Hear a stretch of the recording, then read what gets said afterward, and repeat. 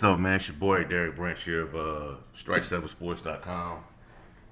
And today I'm back. I'm back, finally back.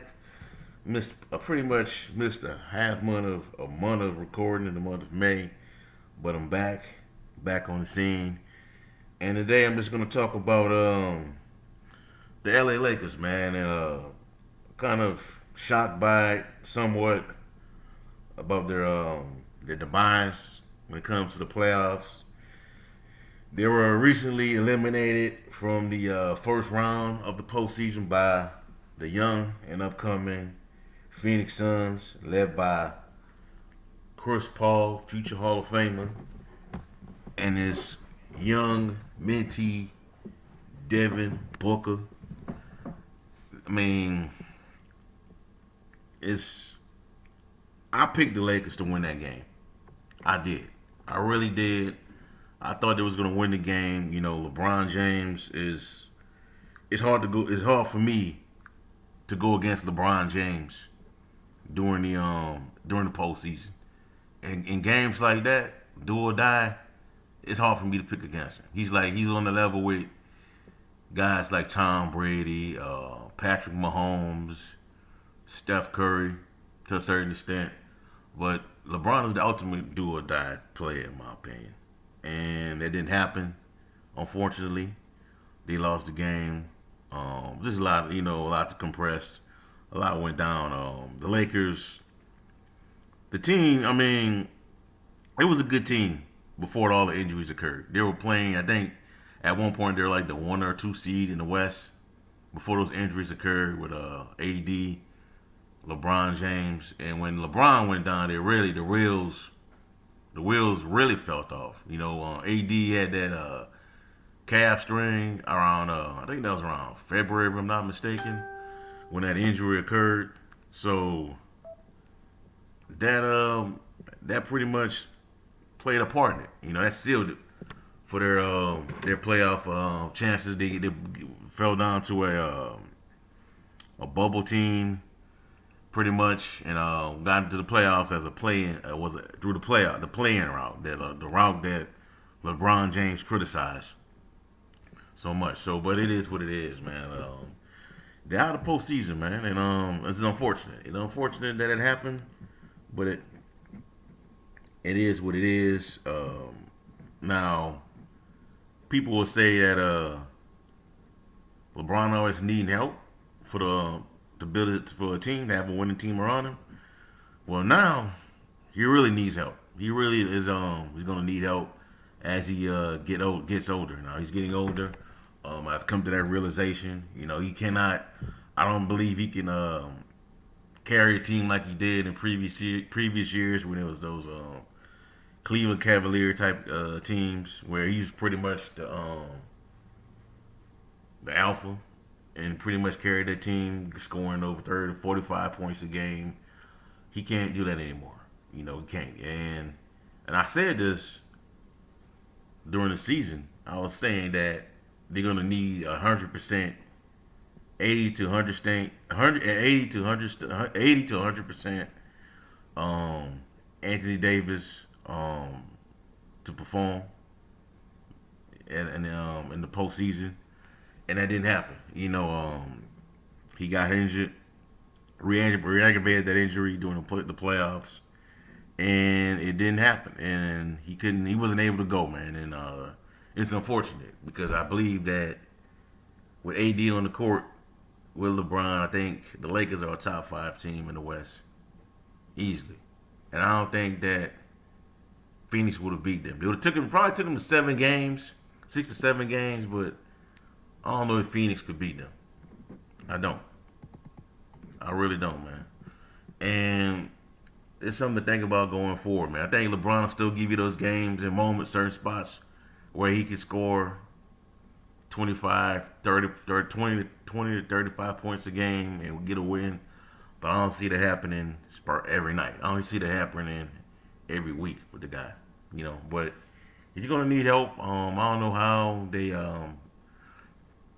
I don't know what they're gonna do as far as to get that team to where it needs to be. They have some good players on that team, some weapons, that can help out LeBron, but they're probably gonna need a fifth star, a third, like a third option or something. Somebody, you know, that can come in and take that load off of LeBron and AD. You know, but it is what it is, man. It's unfortunate that it happened. Fortunate that it went down that way for the Lakers. That are, I think, if I'm not mistaken, this is the first time that LeBron. This is the first time that LeBron has been out of the first round. And I think, and I'm not too sure, but I'm not I'm not too sure that this is the first time a team in the West, not in the West, but a champion or defending champion has been bounced out of the first round of the playoffs. If I'm not mistaken, I think it's the first time. I'm not sure, but LeBron, I still think he's a good player, man. LeBron is all world talent, man. But those days, we see those days are coming. Those days of where he's getting injured. He's getting more. He's getting injured more compared to previous years, and he can longer be that guy that he was a few years ago. And I just started throughout the game, man, where he was just like he just looked beat, man. He was excessive sweating, just looked gas on certain drives, certain runs where they're on, and he just looked tired, man. Um, I don't know, you know. It just looked like he was out of it, you know, in that game against Phoenix, man. But if anything, that shows Phoenix shows you how to beat the Lakers, man. It shows you, man. You had Devin Booker just went off on he just went off on the Lakers, man. He just went off, got just went off, go 47 points on him, and having Chris Paul didn't help either, you know. So it just, I think, I don't know. I'm not gonna come in and say, I'm not gonna say that the Lakers. I'm not gonna say that their time is run, that their run is over as a contender in the West. So I'm just because you never know what could happen with the other teams in the West. You never know where injuries can occur with those other teams, player movement, things like that. But it's just I'm not the one that's gonna write the Lakers off. I'm gonna see what they're gonna do in the postseason. I want not the postseason, but my bad, the off season as a team in the West, man. I want to see what moves they're gonna make. I don't think I don't believe that Dennis Schroeder's gonna be back. Kyle Kuzma is not gonna be back. He was it's just he's not. I don't think he's a player that LeBron wants on the team. And I don't mean this is a personal way, in a personal aspect. It's just as far as on the court. I don't think he gels with LeBron. Dennis Schroeder completely fell off. He was a nice addition to the team, but he just felt off in the postseason. Montrezl Harrell might be a guy that can stay, but they need another guy, another option that can come in, that can score points. You know, he can help out with LeBron, help LeBron out while he's the centerpiece. No, Anthony Davis has to be the centerpiece now going forward. Help out LeBron when he's off and contribute.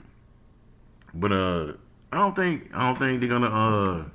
They might make a run at Damian Lillard, but I think that situation there in Portland is gonna depend upon who they bring in as the head coach and what other moves they're gonna make. But other than that, man, the West is wide open. It's so wide open. You know what I'm saying? Wide open is the more wide open that it's gonna be in a long time. Because you got Phoenix is up a young and upcoming team with Chris Paul on it. You got Utah, who's pretty good. Denver's really good. Nikola Jokic is showing me something. Showed me I was skeptical of him as an MVP candidate, but He proved me wrong the other day with his performance. So I won't say it's going to be harder for them, the Lakers, to get out of the West now, but I don't think they run as a threat when the conference is over. I don't.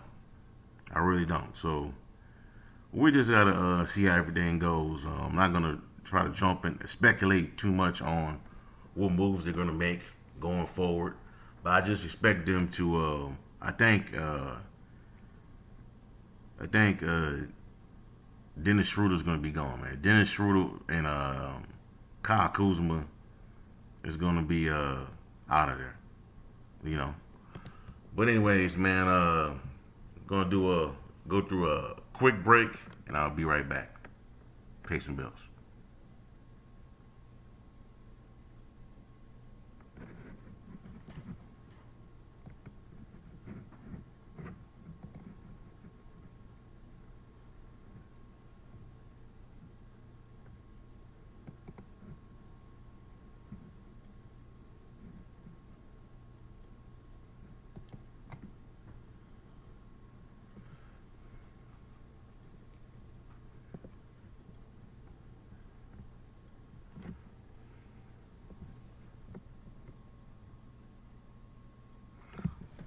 Support the Strike 7 Sports platform's growth by heading over to Fanatics.com and purchasing officially licensed gear from the NFL and the NBA. Each purchase made through the link given goes into the funding of the Strike 7 Sports platform. To proceed, click on the link strike7sports.com/fanatics. That's strike7sports.com/fanatics. Enjoy.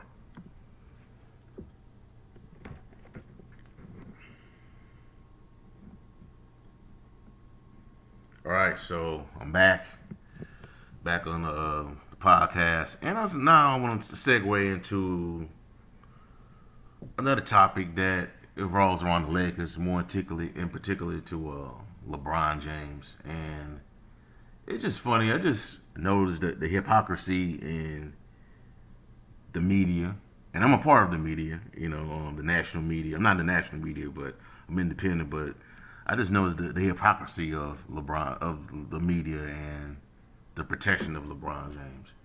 And I'm just going to say it. I don't have nothing personally against LeBron James. I'm a big fan of the guy, all world talent, all that champion, defending champion, all that resume is A1. But he's not above criticism, man. And I'm just looking at the people with blue checks on Twitter trying to wag their fingers at the guys, the people that are just being on Twitter, just being fans, saying remarks and all that, making jokes. I mean, who cares? If LeBron doesn't care about this, then why you should? And I'm gonna just get at a particular individual who I have a high regards for in the industry, and that's Joy Taylor. And I love Joy Taylor's work. Her content is second to none. One of the best women journalists out. Well, yeah, one of the best journalists out there. Radio talk host personalities. I'm just gonna read her tweet during that night of the Lakers defeat. Here it goes. Everyone, quote, everyone celebrating LeBron's downfall is laughable. I'm like, okay.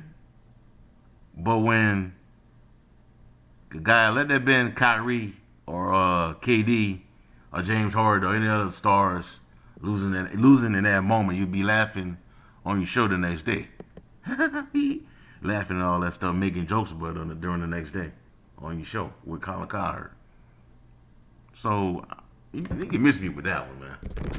The Lakers lost the game, man. The injuries caught up with it. It's gonna happen. All athletes gonna get that type of criticism, those type of jokes, So, I mean, I really don't phase me with the fans are saying, but people are laughing on social media. It really don't. So it is what it is. LeBron, man, he ain't done yet. I mean, he's done as being the guy that could carry a subpar team on his back. But he's not done as being a contender in the NBA as a threat to win another title. He's not done. He just need better surrounding cast around him. Players got to stay healthy. Player health, AD's health is paramount now. Paramount. It is. It's very important that he stays healthy. You know. And going into next year, we just got to see how it goes. But I thought the Lakers was going to be win the title before those injuries went down.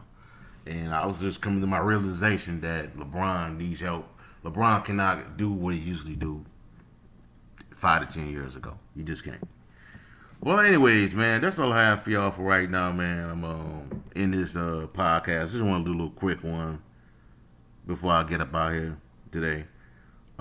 Just give me if you listen to it on Twitter, well, on not Twitter, but YouTube. Give me a like, comment, subscribe to the channel. Let me know how you feel. Do you think the Lakers could bounce back next year? Do you still believe that they can be a premier threat in the Western Conference despite the growth of the other teams in the conference, also in the East as well? Also, do you think they can trust AD going down the stretch? And do you think what are some options they can pursue outside of the Damian Lillard stuff that could make the team better next year? Also, check out strike7sports.com for the latest content on the NFL, the NBA, the NFL, the NBA, fantasy football, and much more. I'm thinking about bringing back boxing, so writing about boxing again. I'm not sure if we're going to do that though. Right now, all of my boxing content is on YouTube, so we're just gonna see how things go with my options. But other than that, man, if you listen to this on Spotify, give me a follow. Spreaker, same as well.